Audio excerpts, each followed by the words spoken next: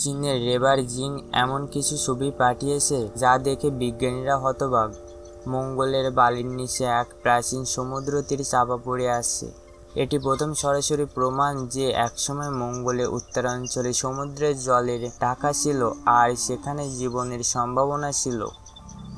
জুলাই 2020 চীন একসঙ্গে 3টি যন্ত্র পাঠায়, অরবিটার, ল্যাডার আর রোভার, নাম তিয়ানউইন-1।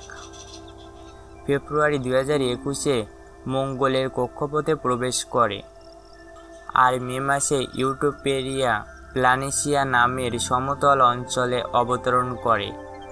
সেখানে আগে থেকে বরফে থাকার ইঙ্গিত পাওয়া গিয়েছিল। চীনের জিং রেবার 6 চাকার ছোট রোবট, যেটি মঙ্গলের সফলভাবে চলা দ্বিতীয় রেবার। প্রথমটির নাসা 2021 সাল থেকে 2022 সাল পর্যন্ত এটি প্রায় 1 থেকে 2 মাইল পথ পাড়ি দেয়, মাটির গঠন আবহাওয়া বিশ্লেষণ করে, আর এর গ্রাউন্ড পেনিট্রেটিং রাডার মাটির নিচে রহস্য উন্মোচন করে। প্রায় 33 ফুট গভীরে রাডার দেখায় একদম ধারাবাহিক বালির স্তর, যেগুলো ঢেউয়ের মতো ঢালু হয়ে আসে, ঠিক পৃথিবীর সমুদ্রের সৈকতের মতো। বিজ্ঞানীরা বলেছেন প্রাপেডিং ওয়েজ, অর্থাৎ ঢেউয়ের চাপে বালি উপরে জমে থাকার নিদর্শন।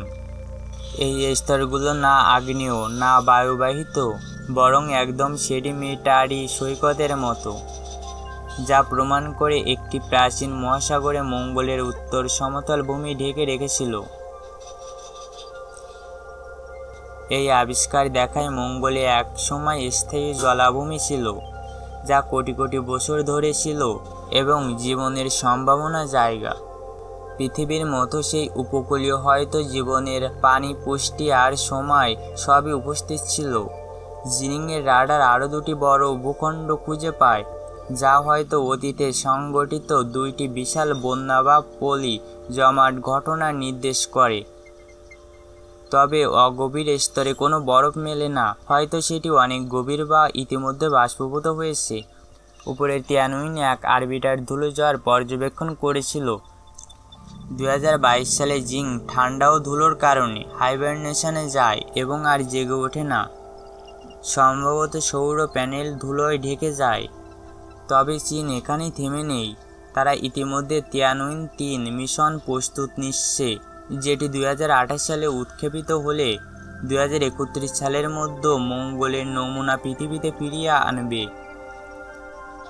নাসা ইউরোপিয়ান মিশনের আগেই।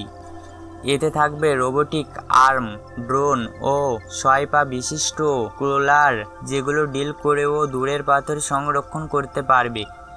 চীনের বিজ্ঞানীরা গোমার নামে একটি কম্পিউটার মডেল বানিয়েছে, যা মঙ্গলের আবহাওয়া, ধুলোচক্র, তাপমাত্রা সিমুলেট করে ভবিষ্যতের মিশনের জন্য বাস্তবমুখী পরিবেশ তৈরি করবে। এর লক্ষ্য শুধু যাওয়া নয়, মঙ্গলে টিকে থাকা এবং কাজ করার প্রস্তুতি। এখন যুক্তরাষ্ট্র এই প্রতিযোগিতায় পিছিয়ে পড়ার আশঙ্কা করছে। নাসার প্রধান বিল নেলসন সতর্ক করে বলেছেন, যদি চীন আগে সফল হয়, সেটি হতে পারে নতুন প্লুটোনিক মুহূর্ত। চীনের পরবর্তী লক্ষ্য সেই জায়গাগুলো অবতরণ করা, সেখানে একসময় পানি ছিল, বিশেষ করে ইউটোপেরিয়া প্ল্যানেসিয়া। সেখান থেকে জিরিং প্রাচীন সমুদ্র তীরের প্রমাণ পেয়েছে।